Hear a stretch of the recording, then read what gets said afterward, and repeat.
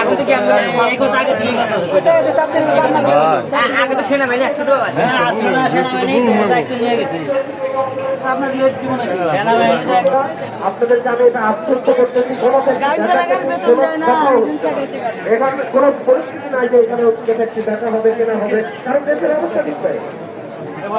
দেশের অবস্থা ঠিক নেই। আমার জটিলতা হচ্ছে এর বাহিরে ব্যাংকের যেসব সমস্যা সেটা আপনাদেরকে বলে আমি কিছু আপনাদের সাথে করতে পারবো না। এটা আমার দেশ, ব্যাংকের যেসব সব এটা হচ্ছে যে আমার সলভ করার কথা, সলভ করে আপনাদের যা ন্যায্য পাওনা সেটা আমার দেওয়ার কথা, এবং অতীতেও আমরা হচ্ছে দিয়ে দিচ্ছি। এবার আমরা হচ্ছে যে কমিটমেন্ট যেটা দিচ্ছি সেটা সবই হচ্ছে যে ব্যাংকের থেকে ডেট নিয়ে আপনাদেরকে দেওয়া হয়েছে, এবং কালকে আপনারা দেখেছেন অনেকে স্যালারি পেয়েছে কিন্তু বাকিটা ঢুকেনি, সেটা নিয়ে আমরা হচ্ছে প্রফিটগতভাবে এসে দিয়েছেন। এটা নিয়ে আমরা হচ্ছে যে অবশ্যই সলভ করতেছি।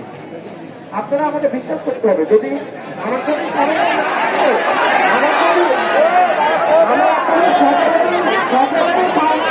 ব্যবস্থা করে এটা হচ্ছে যে আপনাদের ব্যাংকের প্রসিডিওর ওয়াইজ যাদেরটা হচ্ছে যে আগে আছে তারা পেয়ে গিয়েছে, পরের করে এখনো ট্রান্সফার হয় সকলের বেতন দেওয়া হয়েছে, সকলের বেতন দেওয়া হয়েছে।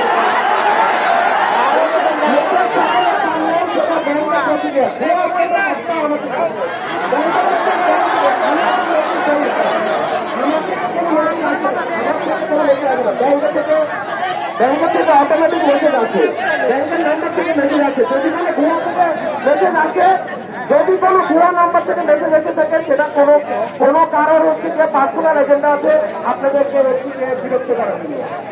আমরা নাম্বারটা দিয়েছি কোন মেসেজ থেকে ভুয়া মেসেজ এসেছে, কারণ একটা ব্যাংকের নাম্বার আছে আপনাদের সকলের কাছে যে প্রত্যেক মাসের স্যালারি আসে, সেটা একই নাম্বার থেকে আসে, বিভিন্ন নাম্বার থেকে আসে না, রাইট?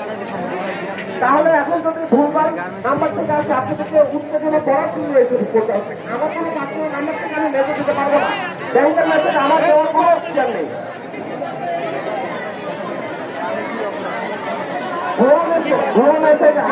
আমি তো কোনো মেসেজ দেওয়ার মতো আমার কোনো দায়িত্ব নেই।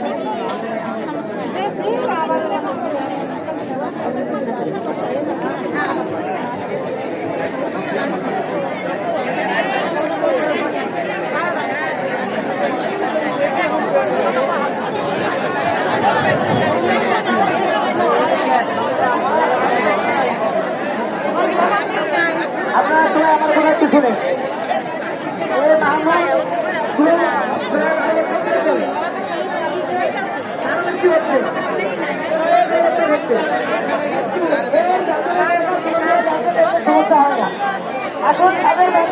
এখন